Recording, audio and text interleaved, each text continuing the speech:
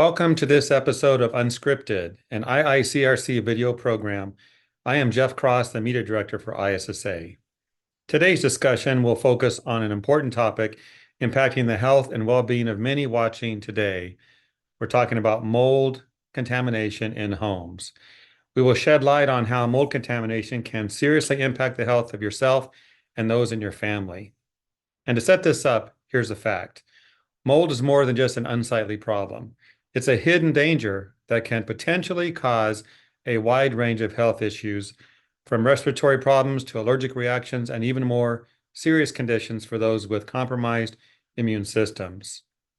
What happens when a family experiences a mold event that hurts one of their loved ones? Today, we're going to find out.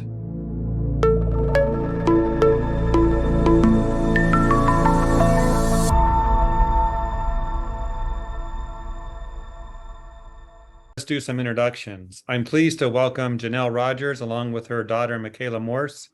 They join us to share an experience related to mold contamination. Later in the program, we'll welcome two mold experts to comment on this global issue.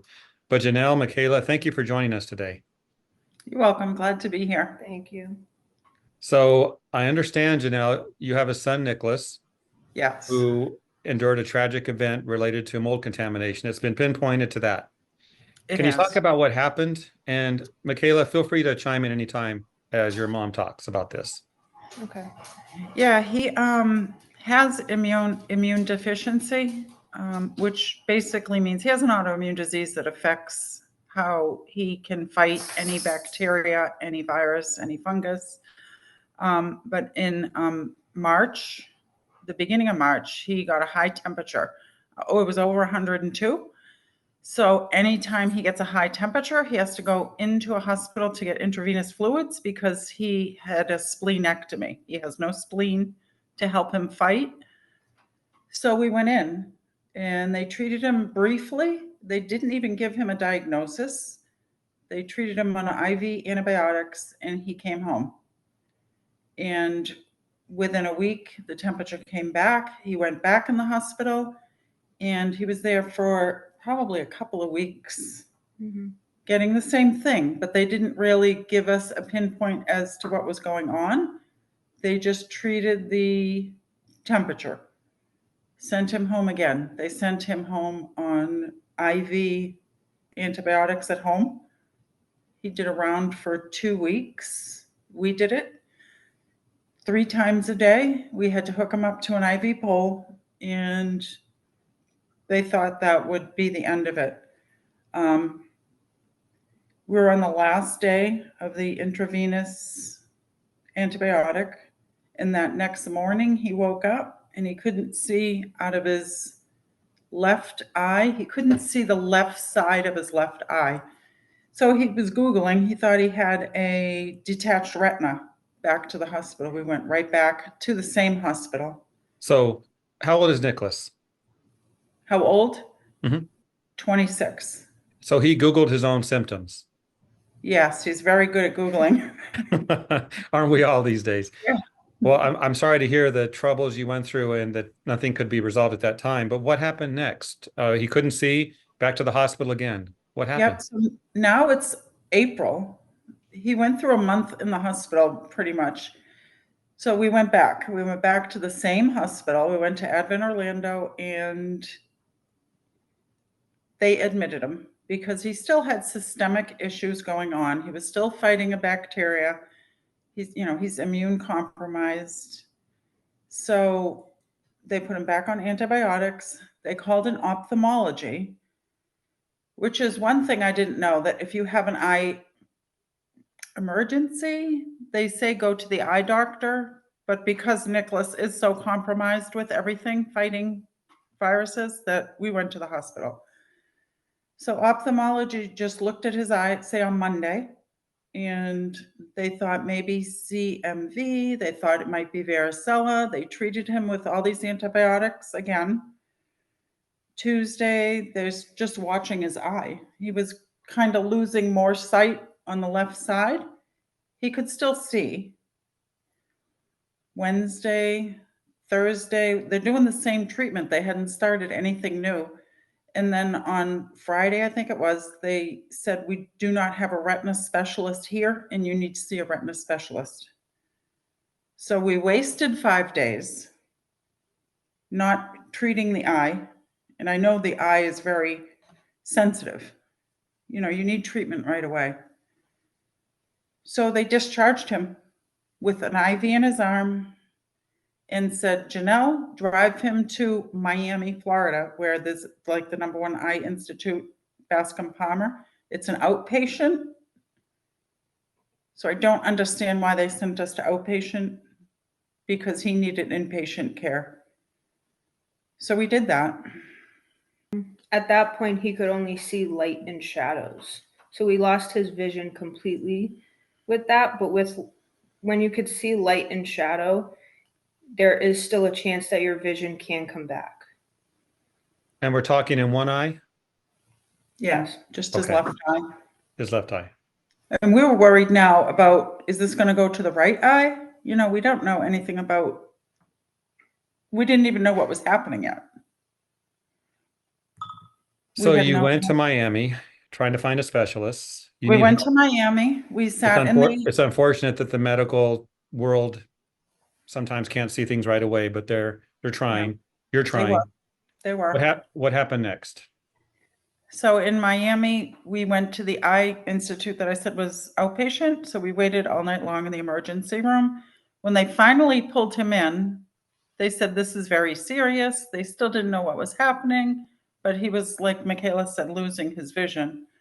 So they took cultures. Everything was negative. They gave him antibiotics in the eye. And then he was admitted to the hospital down there, inpatient. And from there, he really went into a psychosis. They gave him so many drugs that he wasn't even like conscious. He was there for almost a month. And every day, inpatient, ophthalmology would come to look at his eye. And as long as he saw light, that they said that he could get his vision back. So we were there for 3-4 weeks. And they would come every day. And on the last few days, when he was getting ready for discharge, he really did go through a lot there. He had sepsis, he had a pneumonia, he had everything. He stopped seeing light and shadows. So every day, ophthalmology would tell us, as soon as you're discharged, come back to the Eye Institute. So when he was getting near discharge, I was questioning why they didn't have that appointment made. And they said, because he can't see light anymore. Like, nobody told us that. Once you can't see light, your eye is gone. So he didn't follow up. They just charged him, and he still wasn't healthy, but we came home. And within days, his eye was all red. His arms were bloating up because of other issues. He has blood clots that went undetected. So within 3 days, then we went to a different hospital. This has gone on for going into 7 months now of 7 figuring months. this out. Yeah. Okay. Still no answers. Right. So what happened with his vision? It's gone. What happened to his eye? It is gone. The vision's gone. We still had no answers. They, again, said different things, endophthalmitis, which is inflammation of the eye, but there was no reason for it. Like, everything came back negative. And they did test cultures of his blood, cultures of his eye. Everything was coming back negative. Yeah. It's hard to remember, I'm sure, because of being a traumatic event. So does he have a prosthetic eye now? Yeah, so that's it. When we came back, he was not doing well. So we went to a different hospital. We went to Mayo, and they tested his eye again. They pulled fluid, did a biopsy, and they found aspergillus growing. So it was emergency surgery. Next day, they said, come in and we need to remove the eye because it was seeping into his body. Have you heard of that word before? Never. I've heard the word mold. Hmm. lightly, just from people, Sure. talking, but no detail. I've never heard of aspergillus. When the doctors told you that, what did they say the cause was? Did they A pinpoint fungus, it? a fungus in his body. They did. Well, then I thought, well, we should check our house. Hmm. Maybe there's mold in the house. Just moved to Florida from Massachusetts. Okay. And when I talk about fungus, everybody says to me, oh, it's Florida. You didn't know. I did not know anything about fungus, mold growing in the humidity, in the climate. And I guess we all breathe it in, all of us, but some people can't fight that because he's so compromised that And there are many types of molds. there is. Hmm. Yeah, So, so they found mold in your home.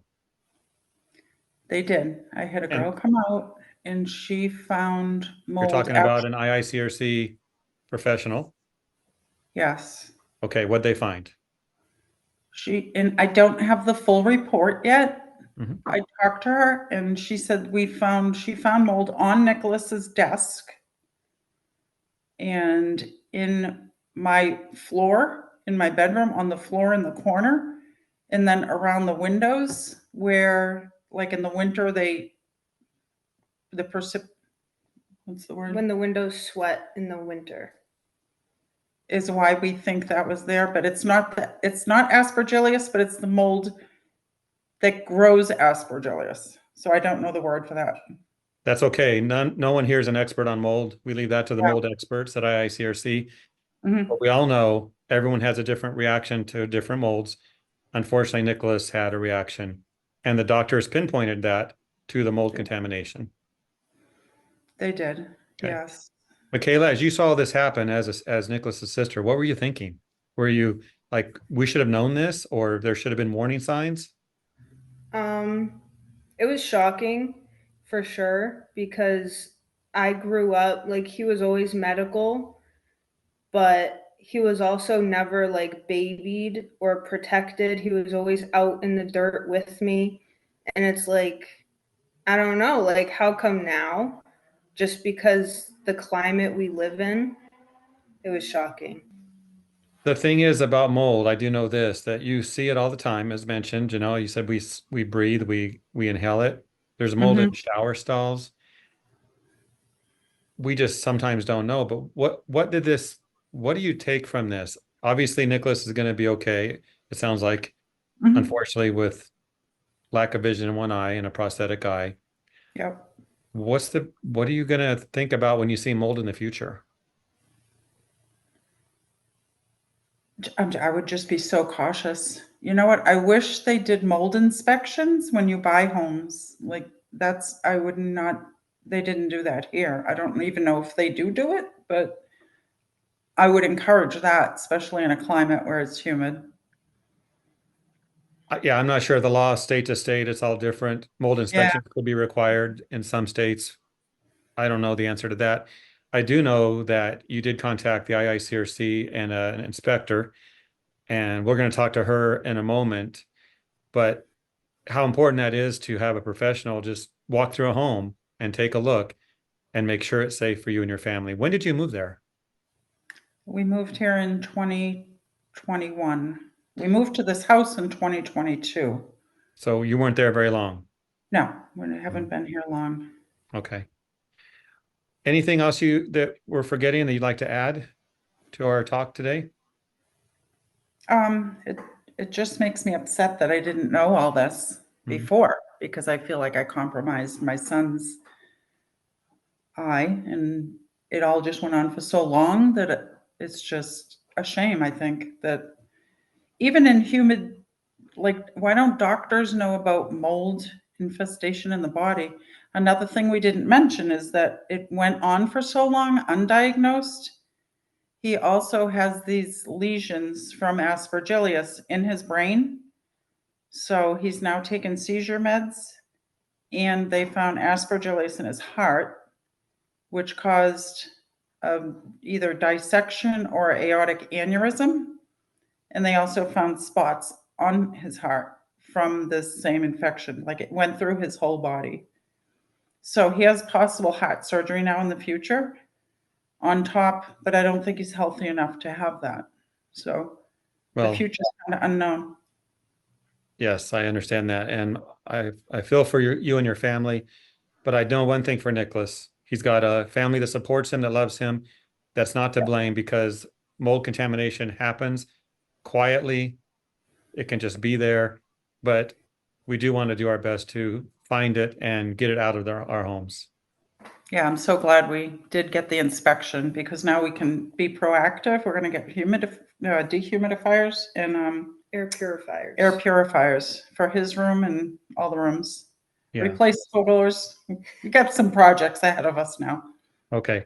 Well, Yeah. you're doing the very best you can. Thank you for your time today and take good care of Nicholas.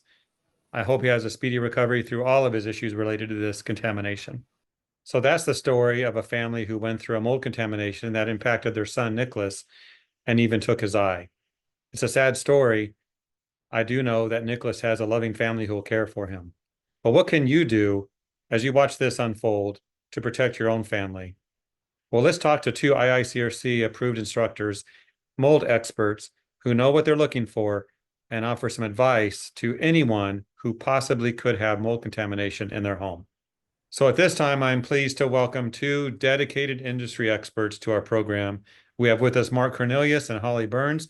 They're both IICRC-approved instructors who teach IICRC Applied Microbial Remediation Technician course. Holly, Mark, thank you for joining us today. It's Thank great to you. be here. Thank you so much. For those who have been through issues where the mold has affected their health, or those who are concerned about the future, let's talk about that a bit from a professional viewpoint. My first question is, where do people find mold in homes usually? And I imagine mold in the shower is not a reason to panic. What do you think, Holly? So you're exactly right. Mold is commonly found in showers, basements, and any other damp place. So while seeing mold in the shower isn't necessarily cause for alarm, it's still important to be able to clean it promptly to prevent it from spreading. Everyday mold in these areas is often manageable with regular cleaning, but I will also say, in addition to that, it will help in bathrooms to run the exhaust fan and run it during showering, as well as approximately 8 minutes after. It'll mitigate any additional water or moisture that's in that bathroom. So there are ways to mitigate mold throughout the property. It's just when it's a larger area that can be significant. Good advice, running that fan. I don't think I do that, but maybe something to think about. Mark, anything to add to that? Yeah, just a couple of quick things. Jeff, not all homes, special order homes have vent fans. They have windows that nobody wants to open because it's either too cold outside or too hot outside.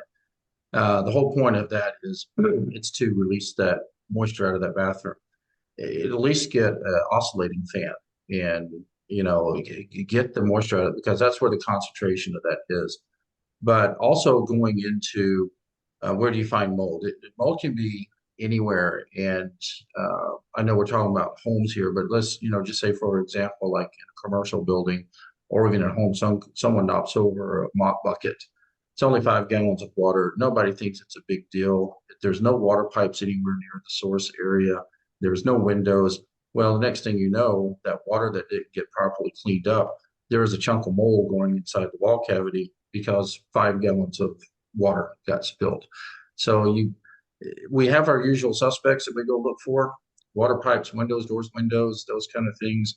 But the challenging ones are ones where we don't find it there, and that we're basically becoming crime scene investigators trying to figure out where it's hiding on us. But the bathrooms, you're right that there is there. The biggest thing is that clean the water up. And here's another tip: do a better job cleaning your shower and get the food source out of there too. Okay, so we picked on bathrooms a little bit. Let's talk about other areas in the home. I walk down to my basement. It smells a little damp, but then I notice in the corner on some sheetrock some mold growing. Do I panic at that point? What is a trigger that tells me I need to do something now? What do you think, Mark? Let's start with you on that one. Well, if you walk down in your basement and it smells musty, well, that little bit of spot of mold that you can see is just a little pinprick. Hmm. If you can smell it, then even if you can't see it, if you can smell it, you've got mold. And I know a lot of people are told that they can't say there's mold, it has to be tested. And, well, I mean, I'm sorry, but if you have a water source and it smells musty and you see fuzzy things growing on the wall, it's mold. I just can't tell you the species. But if you have an indicator of a smell, then you probably have a little bit bigger problem than, little spot of mold on the wall that big. Mm-hmm. Holly, you do inspections, correct? Yes, Talk I about what do. you look for. Like what would trigger you like, oh, we have an issue here. This is not just a So, small area. Talk about that. yeah, definitely Mark is absolutely 100% correct about a musty odor. That's something that we do try to determine. But also, as Mark was saying, fuzzy things, but we look for discoloration and colonization in certain areas. Um, Obviously, panic isn't necessary, but immediate action is. And so if there is mold covering, and typically throughout the United States, it's 10 square feet, with the exception of Texas, 25 square feet. That's something that is a significant. But even with that being said, a lot of times, as Mark was saying, you can smell something musty and it might be in your air conditioning system. And so at any time that there is a concern, it's time to call a professional.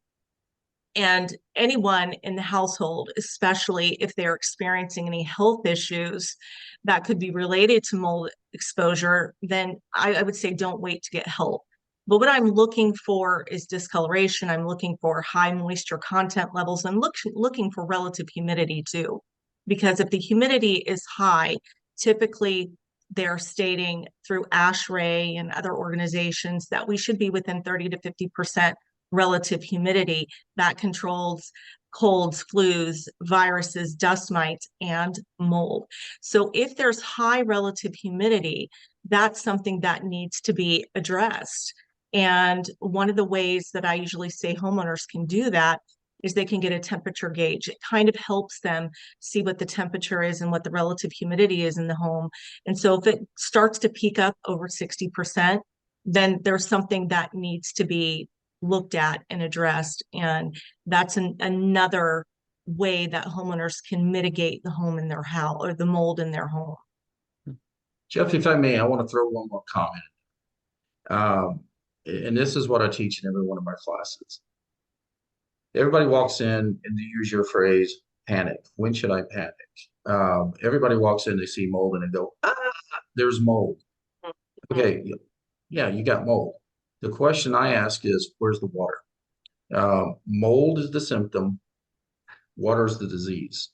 And everybody's looking for the mold. Well, I'm going to find the mold when I find the water. So I look at it as giving someone an ibuprofen for a broken leg. Well, it takes away the pain, but the leg still broke. So we got to find the water. So yeah, the mold is a manifestation that you can see and smell, but that's not the problem. The problem is stopping the water, or the mold's going to come back no matter how many times you wipe it off with bleach. There's some watching this who might say, well, I live in a dry area, maybe Nevada. Holly, you mentioned Texas has different rules with a number of square feet to trigger a response. But does it matter where the home is in the country or any country, I suppose? Actually, it's not. And people say, well, Holly, you live in Florida. You must deal with a lot of mold. Mhm. Well, we do have higher temperatures and higher humidity levels, sure, but really anywhere that's susceptible to mold. And as Mark was saying, water intrusion, elevated water intrusion is definitely the trigger for mold to grow. So, I would say homes with poor ventilation, older construction, even newer construction that are designed for energy efficiency can lead to problems if ventilation is not properly designed in that property. It can lead to microbial bloom. So coastal regions, areas with heavy rainfall, regions in higher humidity, sure. But throughout globally, there can be significant mold issues if enough water is intruded into the property. I heard a comment earlier, thank you, Holly, about it could be in the HVAC system. Mark, when you think about that, what do you think needs to be done if there's smells coming from the ductwork? That's got to be a big issue. Well, Jeff, first of all, I'm not an HVAC contractor. I'm an amateur a lot of things, and I'm an amateur HVAC contractor too. But Rochelle and I, my wife, actually Thanksgiving last year, got called to go to Grenada to do a bunch of inspections. And two of the buildings that we looked at was a hospital. And the air conditioning system was the biggest part of the problem because it was not installed right. Whoever installed it had no idea what they were doing, and it was causing condensation. And they had like their thermostat 10 foot up in the air. Well, it's in the wrong zone. So the air conditioner can contribute to it. It can cause it, or it can act as a super highway. You've got a room that's got mold in it. A register is not as big of a deal, but a return is a huge deal, because if it's sucking the air out of the room that's got a bloom in it, then it's now just blowing it throughout the entire house. So a lot of people don't think about the air conditioning system really needs to be zeroed in on, because it can either be causing it, contributing to it, but it also has to be addressed. A lot of times it's going to have to be clean. And not just every single air conditioning clean company that's out there that has a little brush that rolls around inside of it is really qualified to do it. So you really need to have someone that has NACA training, understands about the IICRC's, inspection standards, and they really specialize on this industry. So the air conditioner is a huge concern, and I had it in my own house where our system malfunctioned. And I didn't realize the damper system had shut down for the basement, and the humidity in the basement just went off the chain. And the next thing you know, including my cat had gooey eyes. So I had to do my own remediation in my own house about 4 years ago. So the air conditioner is the lungs of a building. Mm-hmm. Mm-hmm. I'd like to talk about, because people are concerned about when they see mold, how do they know it's dangerous? Holly, I know we talked about you doing inspections. When you go into a home, how often do you see mold that you're like, we need to do something about this now? Is that common? So, it's a great question because it's challenging to determine the danger of mold just by looking at it. There's so many species of mold, and some molds are more toxic than others, but all molds should be addressed, right?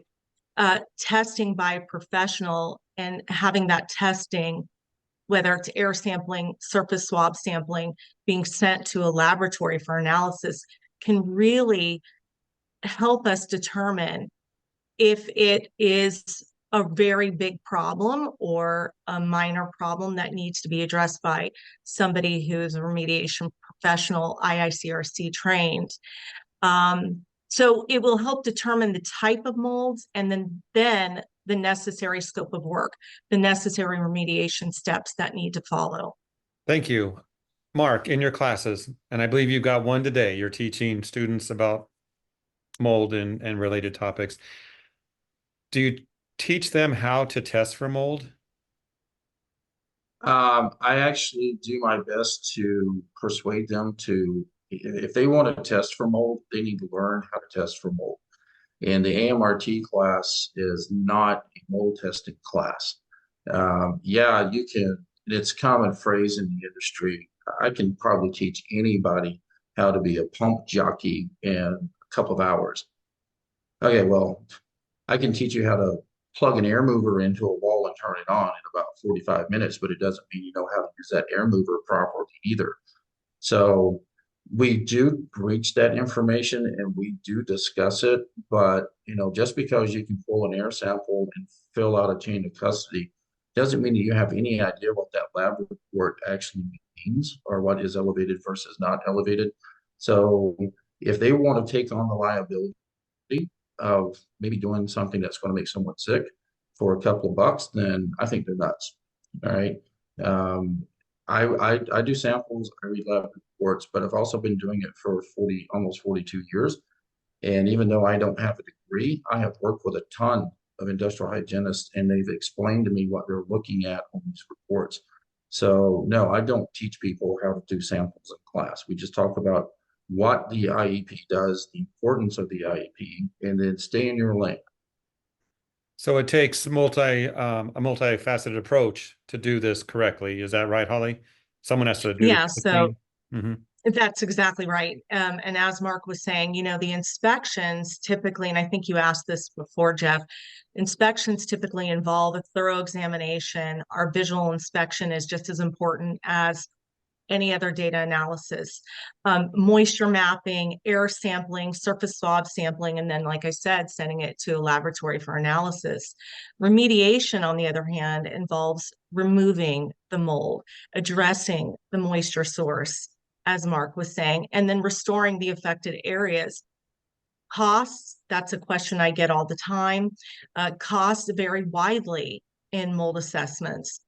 And it really is dependent upon the severity, but it can range from a few $100s to several $1,000s. Again, in severe cases, you may need to vacate the home temporarily, but it's not always necessary. So the amount of mold that's there based upon the laboratory analysis can tell us the scope of work and the next steps that need to happen from a remediation contractor standpoint. That was going to be one of my next questions about cost, because people, they're not expecting this to happen. They see mold, they call you, Holly, or Mark. You do your test, you're like, yep, we need to do something about this. Now they're thinking, who's going to pay? So, Mark, talk about that. Who's going to pay for this?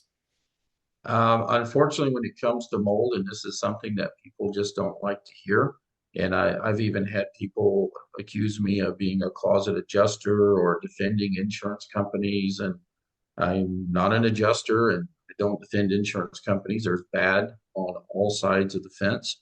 But a lot of the times mold turns out to be neglect, and an insurance policy doesn't owe for negligence. And so therefore, a lot of times it winds up being self-pay. And the homeowner, most homeowners barely have their deductible saved up in the bank as it is, let alone finding out that it's going to be $4,000 or $5,000. So as Holly said, price can be all over the board. And I'll often have people trying to back me into a corner, and they'll say, give me a ballpark. And I'm like, okay, give me a minute. And I'll go and I'll pull up my phone and I'll go to Zillow and I'll find out what the estimated value of that house is. And I'll say, Holly, it's going to be more than $1 and less than 2.35 million, because that's what your house sold for last year. And then they're like, oh, come on, what's what worst case scenario? Okay, well, we bulldoze your house to the slab and we rebuild it from there. It's impossible for me to give pricing, and people are expecting us to be able to say it's going to be $5.53. Unfortunately for us, there are a ton of people that are out there that don't want to follow standards, and they're in a race for the bottom for the price. And if it's $5,000 to do the remediation process properly, and they're going to do it for $800, well, they're going to go with the $800 guy. Which is human nature. We're being honest. Holly, as you heard Mark talking about this, the health aspect has to come into play here. Money's one thing, but protecting your health, your family. Do you have those conversations with your clients? I do. However, I am not a physician, and so it's best if they take the laboratory report to their own physician, their primary care physician or specialist, and determine if any of those molds are specific to the health issues that they're having at that particular moment. So that's one of the suggestions I have, because their primary care physician is the only one that's going to know their background, health history. And if they are immunocompromised, that's something that is definitely something to be concerned about, because they are more, it's more of an adverse reaction for them to have from mold exposure. And so those are the conversations I typically have with clients. I think that's great advice to have them go talk to their physician because they need to be healthy, that's for sure. Mark, I know you Yes. love to talk politics. Now let's talk about government influence on all of this. Let's start with you on this. Do you think that's a good thing if government mandates that only licensed contractors work on mold? Maybe IICRC certified firms are the ones you should use. Does that come into your conversations in your classes and with your network? Constantly. Um, First of all, I want to preface that by saying I think the government is great at doing one thing, and that's messing everything up they touch. They're really good at that. However, our own industry, for some reason, can't find a way to regulate ourselves. It is still years, even after the whole Melinda Ballard, thing. It's still the wild, wild west out there. Everybody's doing whatever it is. They've got a new juice. They've got this machine. And I won't go into a lot of depth on it, but I just showed up in my social media feed about this new, UV thing that will clear the whole house. So unfortunately, government intervention is going to happen. It's already happening, and seeing it happen constantly. And fortunately, I have a little bit more exposure to it, being on the board and serving on several committees. I just found out literally on Thursday, I think it is, that Illinois just passed legislation unanimously. They haven't completely ironed out all the bugs of it yet, but the government's getting into it big time, and it's happening at a higher pace. I am pleased and excited that a lot of them are using IICRC and they're referencing S520. For example, the state of Kentucky just adopted the entire S520 as its standard for mold remediation. And just recently, the state of Virginia, as of July 1st of this year, you can't do mold remediation in the state of Virginia unless you have the IICRC AMRT certification, which did ruffle some feathers. I caught a lot of flack about that because they thought the IICRC was muscling in and trying to make it clear this certification didn't count. Their own legislation, their own government drafted that bill, and it was bipartisan, and it passed unanimously. And fortunately, Robbie, who's our government advocate person at IICRC, is smart, and he has software on his computer, and it dinged his computer, and it said, "Hey, this legislation is going up for vote." And he was able to get some words changed in it because there was some not good stuff in their legislation because that's not their lane. But guys, I mean, I'm here to tell you that as soon as a government agency finds out they can get a licensing fee and they can probably get some, fines and penalties, oh, they're all over that. But it's happening faster and faster because Kentucky, Virginia, a couple of other areas within the last 2 years have all of a sudden started jumping on it. And it's all the way to the city level. The city of Portland, Oregon requires that you have mold remediation training, so a certificate. There's like 3 or 4 different courses that they accept. It's coming, and it's going to run you over, and whether you like it or not. And unfortunately, it does have a benefit, that in theory there's a paying of penalty if we don't follow the rules. But it would be better if we would just keep our own nose clean. Yes. We see in industries, plumbing, electrical, HVAC, that government does have rules and regulations and everyone has to follow. And we're seeing that more in the cleaning and restoration industries, especially restoration. And so that's why I asked the question, because we do see it coming. We ran in Clean Facts an article about Illinois making some adjustments to require IICRC involvement. And it passed 55-0. It was unanimous. Mm-hmm. And Holly, what do you think? Any additional thoughts on that? Do you like what's happening? I do. I hope that there are more standards. I don't want to say standards, but more regulations on mold remediation, because as Mark was saying, it is the wild, wild west, and the things that I see when I go out and do an assessment and remediation, things I hear when I teach an AMRT class. So there is a growing trend towards government regulation and mold remediation. It is happening. Some states, like I've mentioned before, require licensing for mold assessors and mold remediators. And I think there are more states that are following suit. So there's ongoing discussion about expanding these regulations, specifically as to the point you mentioned, Jeff, to ensure public health is protected at the end of the day. And the structures are protected with their integrity. So I do like what I'm seeing. Thank you. As a final point, because we're about out of time, if I find mold in my basement, and Mark, I hope I don't. You laid It's not out fun. nicely some thoughts there, and Holly as well. I'm going to need help. What IICRC is there to help? How does that work? How do we find someone? How do we need, like in your areas where you teach, you have students, you train them, they're the experts in the industry. How do I find them? And there is it's a great search engine on IICRC.org to find somebody who is certified. But if somebody has an issue, they should contact a certified professional. And ideally someone who is IICRC certified, because these professionals, as Mark and I do, we train them. They are trained to handle mold safely and effectively, ensuring that homes are restored to a healthy environment. At the end of the day, that's what we're hoping for. That's what we're looking for.